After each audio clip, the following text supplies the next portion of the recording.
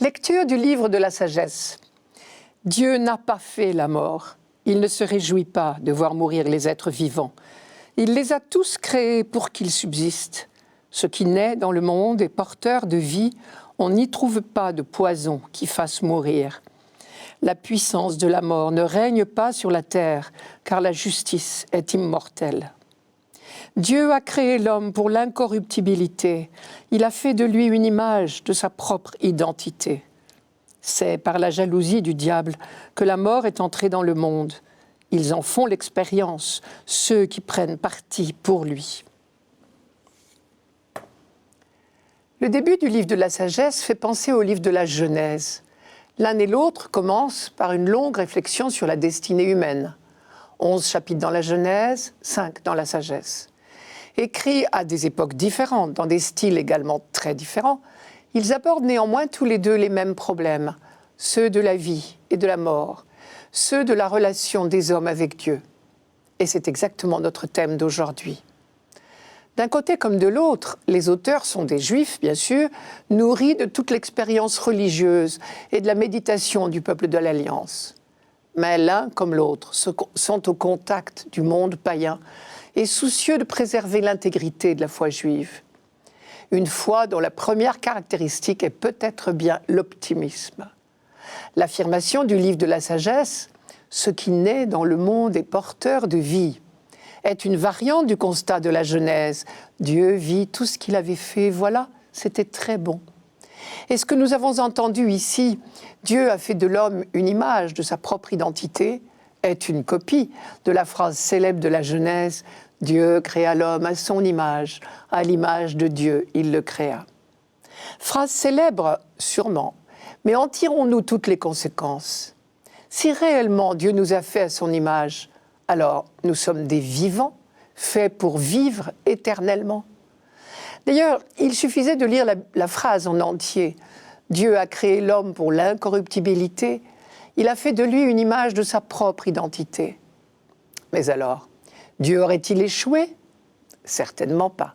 Seulement, il a pris le risque de nous créer libres, libres de nous ranger dans le parti de la mort, comme dit le texte. Pas la mort biologique 100 ans, simple transformation de la chrysalide en papillon, mais la mort dont parle la Bible, la mort spirituelle, séparation d'avec Dieu. Ils en font l'expérience, ceux qui prennent parti pour lui. Les 5 premiers chapitres de la sagesse opposent précisément les justes et les impies. Les justes, ce sont ceux qui vivent dès ici-bas et pour toujours de la vie de Dieu. Et les impies, ceux qui se sont rangés du côté de la mort, c'est-à-dire ceux qui dès ici-bas, malgré les apparences, ne sont déjà plus des vrais vivants, car ils sont loin de Dieu. Lorsque le deuxième récit de création, dans le livre de la Genèse, raconte que Dieu insuffla dans les narines de l'homme le souffle de vie, et qu'à ce moment-là, l'homme devint un être vivant, il suggère bien que nous sommes faits pour vivre suspendus au souffle de Dieu. Nous en détourner, c'est nous ranger dans le parti de la mort. L'auteur du livre de la sagesse veut évidemment encourager ses lecteurs à se ranger dans le parti de Dieu, pour reprendre son expression. Car ses contemporains étaient dans une posture difficile, et pour l'heure, tout semblait profiter aux impies, traduisaient les païens. Sans qu'on puisse préciser la date exacte, on sait au moins que le livre de la sagesse a été écrit à Alexandrie, en Égypte, vers 50 ou même 30 avant Jésus-Christ. Pour des Juifs, bien sûr, affrontés à la culture grecque, c'est-à-dire païenne. Si l'auteur intitule ses écrits « Livre de la sagesse de Salomon », alors que Salomon est mort depuis 900 ans déjà, c'est qu'il s'inscrit bien dans la lignée du judaïsme.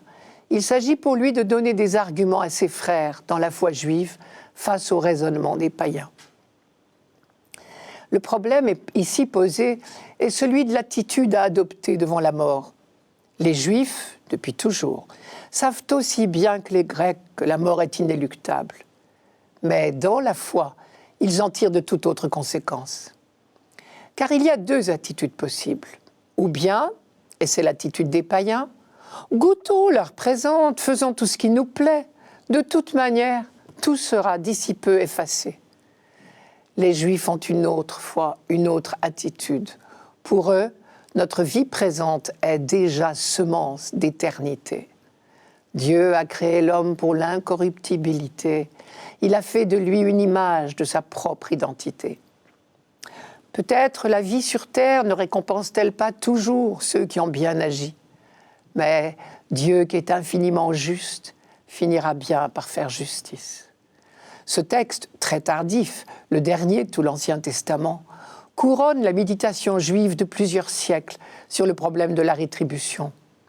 Face à l'injustice apparente de l'existence, le croyant affirme que la justice est immortelle. Traduisez, mes frères, tenez bon, Dieu saura vous récompenser. Enfin reste la dernière phrase. La mort est entrée dans le monde par la jalousie du diable, et ceux qui se rangent dans son parti en font l'expérience.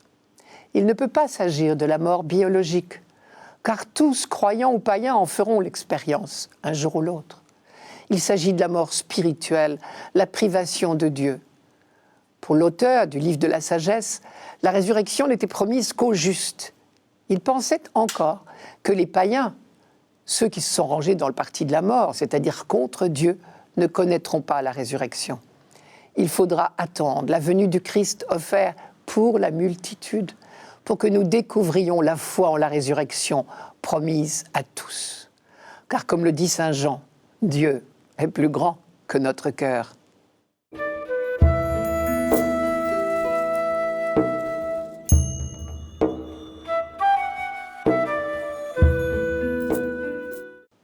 Psaume 29.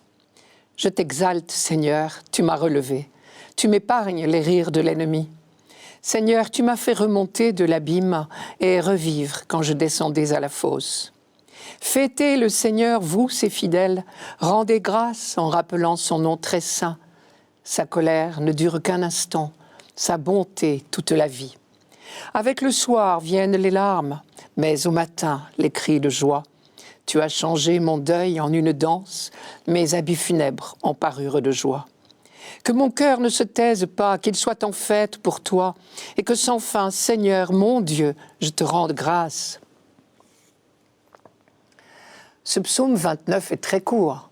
Il ne comporte que 13 versets, et nous avons lu seulement 6 aujourd'hui. Mais il faut connaître l'histoire qui est sous-jacente dans son entier pour mieux le comprendre. La voici. Imaginez quelqu'un qui est tombé au fond d'un puits. Il a crié, supplié, appelé au secours. Il donnait même des arguments pour qu'on lui vienne en aide, du genre « je vous serais plus utile vivant que mort ». Apparemment, il y avait des gens qui n'étaient pas mécontents de le voir dans le trou et qui ricanaient. Mais il continuait à appeler au secours. Quelqu'un finirait bien par avoir pitié. Et quelqu'un a entendu ses appels. Quelqu'un est venu le délivrer, l'attirer de là, comme on dit. Ce quelqu'un, il faut l'écrire avec une majuscule, c'est Dieu lui-même. Une fois en haut, revenu à la lumière et en quelque sorte à la vie, notre homme explose de joie. Quand j'ai crié vers toi, Seigneur, mon Dieu, tu m'as guéri. Seigneur, tu m'as fait remonter de l'abîme et revivre quand je descendais à la fosse. Fêtez le Seigneur, vous ses fidèles, rendez grâce en rappelant son nom très saint. En réalité, comme toujours dans les psaumes, il y a 2 niveaux de lecture. L'histoire qu'on nous raconte est celle d'un individu tombé dans un puits. Mais ce n'est qu'une parabole.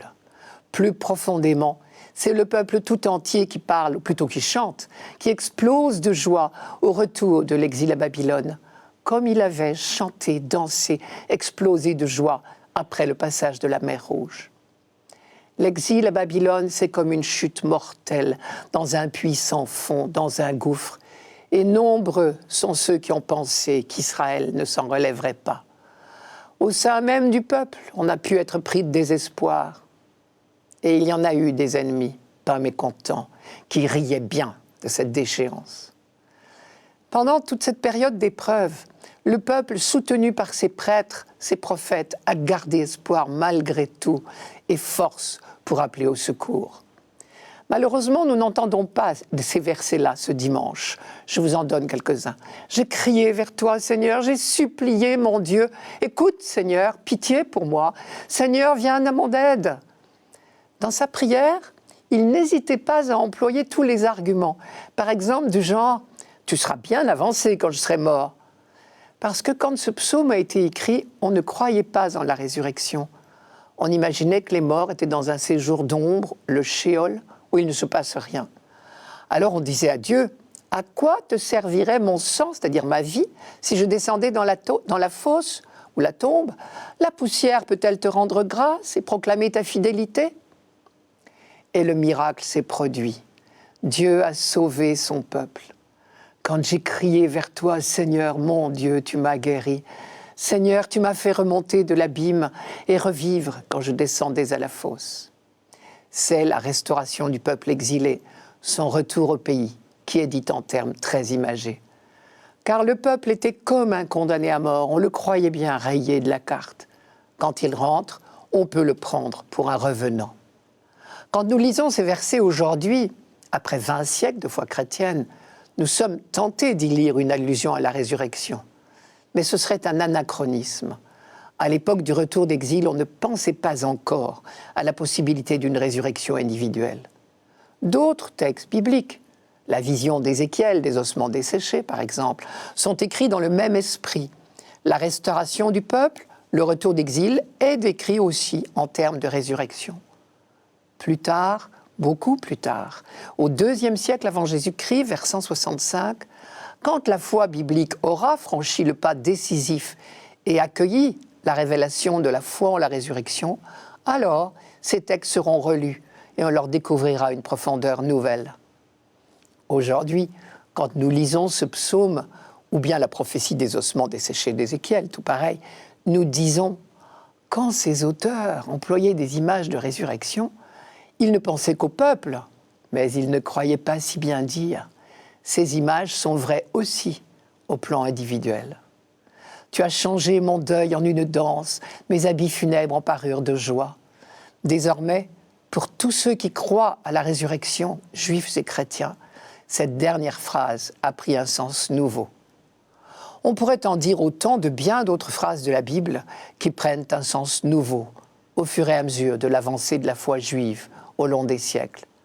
On peut en dire également autant du mot « Alléluia ». À l'origine, il traduisait seulement la joie et l'allégresse de la sortie d'Égypte, ce qui était déjà considérable. Voici le commentaire des rabbins sur l'Alléluia. Dieu nous a amenés de la servitude à la liberté, de la tristesse à la joie, du deuil au jour de fête, des ténèbres à la brillante lumière, de la servitude à la rédemption. C'est pourquoi chantons devant lui l'Alléluia. Évidemment, aujourd'hui, nous pouvons le chanter avec plus de conviction encore, en pensant à la résurrection du Christ et à la nôtre.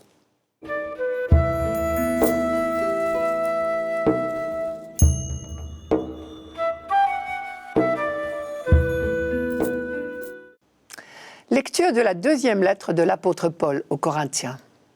Frères, puisque vous avez tout en abondance, la foi, la parole, la connaissance de Dieu, toutes sortes d'empressements et l'amour qui vous vient de nous, qu'il y ait aussi abondance dans votre don généreux. Vous connaissez en effet le don généreux de notre Seigneur Jésus-Christ. Lui qui est riche, il s'est fait pauvre à cause de vous, pour que vous deveniez riches par sa pauvreté. Il ne s'agit pas de vous mettre dans la gêne en soulageant les autres, il s'agit d'égalité. Dans la circonstance présente, ce que vous avez en abondance comblera leurs besoins, afin que réciproquement, ce qu'ils ont en abondance puisse combler vos besoins. Et cela fera l'égalité, comme dit l'Écriture à propos de la manne. Celui qui en avait ramassé beaucoup n'eut rien de trop. Celui qui en avait ramassé peu ne manqua de rien. Il est toujours difficile de demander de l'argent. Saint Paul fait appel pour cela à toutes les ressources de la diplomatie et de la fermeté. Les chapitres 8 et 9 de la deuxième lettre aux Corinthiens y sont consacrés. Et nous découvrons là un Paul inattendu, ironique, sinon grinçant, encourageant et sévère à la fois. Au départ, il y a un fait historique, une famine qui a sévi en Judée vers 46-48 de notre ère. L'historien Flavius Joseph s'en fait l'écho. La communauté chrétienne de Jérusalem connut elle aussi la pauvreté pour plusieurs années. Il fallut organiser les secours.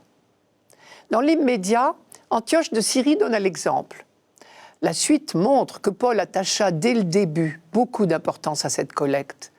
Lui qui s'était consacré à l'évangélisation des païens a toujours manifesté le souci de rester attaché à l'Église mère de Jérusalem. À ses yeux, c'était simple justice d'ailleurs, car c'est à elle d'abord que l'on devait la bonne nouvelle.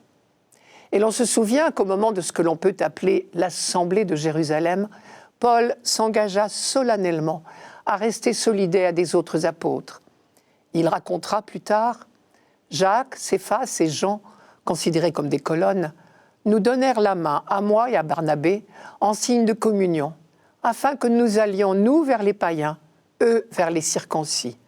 Simplement, nous aurions à nous souvenir des pauvres, ce que j'ai eu bien soin de faire. » Dans ces années difficiles, donc, Paul s'attacha à obtenir la contribution des communautés plus lointaines. Il suffit de lire la lettre aux Romains. Je cite « La Macédoine et l'Achaïe ont décidé de manifester leur solidarité à l'égard des saints de Jérusalem qui sont dans la pauvreté. Oui, elles l'ont décidé et elles le leur devaient. Car si les païens ont profité de leurs biens spirituels, ils doivent également subvenir à leurs besoins matériels. » De prime abord, la communauté de Corinthe se montra particulièrement bien intentionnée et même enthousiaste. Paul pourra dire plus tard « Vous avez été les premiers, non seulement à réaliser, mais aussi à décider cette œuvre dès l'an dernier. » Et à cette occasion, on découvre les talents d'organisateur de Paul. Témoin ces quelques lignes de la première lettre aux Corinthiens. Je cite « Pour la collecte en faveur des saints, vous suivrez, vous aussi, les règles que j'ai données aux églises de Galatie. Le premier jour de chaque semaine, chacun mettra de côté chez lui ce qu'il aura réussi à épargner, afin qu'on n'attende pas mon arrivée pour recueillir les dons. Quand je serai là, j'enverrai munis de lettres ceux que vous aurez choisis, portez vos dons à Jérusalem. S'il convient que j'y aille moi-même, ils feront le voyage avec moi. » Mais les belles promesses ne suffisent pas toujours. Il semble que les Corinthiens aient eu quelque mal à passer à l'acte, ce qui nous vaut les fameux chapitres 8 et 9 de cette deuxième lettre. Non sans humour, Paul commence par monter en épingle la générosité des autres communautés qui ont bien de la chance, elles, de connaître la joie de donner. Je cite « Nous voulons vous faire connaître, frères, la grâce que Dieu a accordée aux églises de Macédoine. Au milieu des multiples détresses qui les ont éprouvées, leur joie surabondante et leur pauvreté extrême ont débordé en trésors de libéralité. Selon leurs moyens, et j'en suis témoin au-delà de leurs moyens, en toute spontanéité, avec une vive insistance, ils nous ont réclamé la grâce de participer à ce service au profit des saints. » Et Paul ajoute « Je ne vous le dis pas comme un ordre, mais en vous citant le zèle des autres, je vous permets de prouver l'authenticité de votre charité. Maintenant donc, achevez de la réaliser, la collecte. Ainsi, à vos beaux projets correspondra aussi la réalisation selon vos moyens. » Certains s'abritaient probablement derrière la faiblesse de leurs moyens. Mais Paul balaye l'argument. Quand l'intention est vraiment bonne, on est bien reçu avec ce que l'on a, peu importe ce que l'on n'a pas. Ça, c'est une phrase du chapitre 8. Et là, nous retrouvons la lecture de ce dimanche. Je cite, « Il ne s'agit pas de vous mettre dans la gêne en soulageant les autres. Il s'agit d'égalité. En cette occasion, ce que vous avez en trop compensera ce qu'ils ont en moins. » Et ici, Paul illustre son homélie en citant l'exemple de la manne au désert. Chacun pouvait ramasser chaque jour la quantité juste nécessaire à sa subsistance. Tout excédent pourrissait. Bel apprentissage de l'équilibre social dans l'usage des richesses. Enfin, le meilleur atout de Paul est un argument théologique. Vous connaissez en effet la générosité de notre Seigneur Jésus-Christ, qui pour vous, de riche qu'il était, s'est fait pauvre pour vous enrichir de sa pauvreté.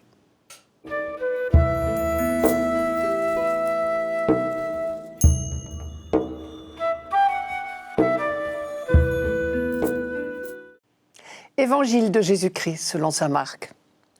En ce temps-là, Jésus regagna en barque l'autre rive et une grande foule s'assembla autour de lui. Il était au bord de la mer. Arrive un des chefs de synagogue nommé Jaïr. Voyant Jésus, il tombe à ses pieds et le supplie instamment. « Ma fille, encore si jeune, est à la dernière extrémité. Viens lui imposer les mains pour qu'elle soit sauvée et qu'elle vive. » Jésus partit avec lui, et la foule qui le suivait était si nombreuse qu'elle l'écrasait. Or, une femme, qui avait des pertes de sang depuis 12 ans, elle avait beaucoup souffert du traitement de nombreux médecins, et elle avait dépensé tous ses biens sans avoir la moindre amélioration. Au contraire, son état avait plutôt empiré.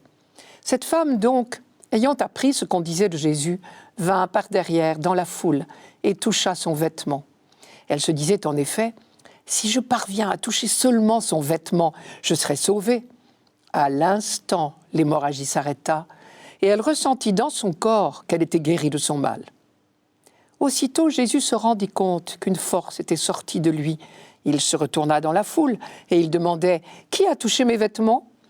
Ses disciples lui répondirent « Tu vois bien la foule qui t'écrase et tu demandes qui m'a touché ?» Mais lui regardait tout autour pour voir celle qui avait fait cela. Alors la femme, saisie de crainte et toute tremblante, sachant ce qui lui était arrivé, vint se jeter à ses pieds et lui dit toute la vérité. Jésus lui dit alors, « Ma fille, ta foi t'a sauvée, va en paix et sois guérie de ton mal. » Comme il parlait encore, des gens arrivent de la maison de Jaïr, le chef de synagogue, pour dire à celui-ci, « Ta fille vient de mourir, à quoi bon déranger encore le maître ?» Jésus, surprenant ces mots, dit au chef de synagogue, « Ne crains pas, crois seulement. » Il ne laissa personne l'accompagner, sauf Pierre, Jacques et Jean, le frère de Jacques. Ils arrivent à la maison du chef de synagogue. Jésus voit l'agitation et des gens qui pleurent et poussent de grands cris. Il entre et leur dit « Pourquoi cette agitation et ces pleurs? L'enfant n'est pas morte, elle dort. » Mais on se moquait de lui. Alors il met tout le monde dehors, prend avec lui le père et la mère de l'enfant et ceux qui étaient avec lui. Puis il pénètre là où reposait l'enfant. Il saisit la main de l'enfant et lui dit « Talitha koum », ce qui signifie « Jeune fille, je te le dis, lève-toi ». Aussitôt, la jeune fille se leva et se mit à marcher. Elle avait en effet 12 ans. Ils furent frappés d'une grande stupeur et Jésus leur ordonna fermement de ne le faire savoir à personne. Puis il leur dit de la faire manger. Les deux récits de miracles sont imbriqués, l'un dans l'autre. Il y a 12 ans que la femme est malade, l'enfant a 12 ans. Dans un cas comme dans l'autre, les ressources humaines de la médecine sont épuisées. Saint Marc tient ainsi à noter l'impuissance des hommes, et s'il le fait, c'est pour mieux faire ressortir le pouvoir de Jésus. Un pouvoir tel qu'il émane de lui, qu'il lui échappe, pour ainsi dire, la guérison de la femme, et un pouvoir qui va jusqu'à ressusciter les morts, la fille de Jaïr. De cette manière, Marc entend bien nous dire que Jésus lui-même est le Seigneur de la vie. Désormais, nous savons que la mort est un sommeil dont Jésus peut nous réveiller. La réanimation de la fille de Jaïr est une image et un avant-goût de notre propre résurrection. Comme Jésus a pris la jeune fille par la main, ainsi nous prendra-t-il la main, chacun à notre tour. Comme disait Isaïe, « Moi, le Seigneur, je suis ton Dieu, qui tient ta main droite et qui te dit « Ne crains pas, c'est moi qui t'aide. » Isaïe chapitre 41. C'est à toute l'humanité qu'un jour le Sauveur dira « Talitha koum », ce qui signifie « Jeune fille, lève-toi ». Nous en avons déjà un avant-goût dans le baptême. Marc connaissait-il déjà ce chant baptismal des premières communautés chrétiennes, rapporté par la lettre aux Éphésiens, je vous le rappelle? « Éveille-toi, ô toi qui dors, relève-toi d'entre les morts, et le Christ t'illuminera. » Pour participer à cette puissance de guérison, de résurrection de Jésus, il y a une seule condition, y croire. « Ma fille, ta foi t'a sauvée. » La foi donnée librement, condition nécessaire et suffisante du salut, est certainement le deuxième thème de Marc ici. Une foi à laquelle n'importe qui peut accéder. Jaïr est un chef de synagogue, l'homme le plus recommandable qui soit. Mais à l'autre bout de l'échelle sociale, si on peut dire, il y a cette femme, interdite de séjour en quelque sorte. Sa maladie entraînant des pertes de sang continuelles la mettait en état d'impureté légale. Or, c'est à cette femme impure que Jésus parle de salut. Au vu et au su de tous, il l'a réintroduit dans la communauté.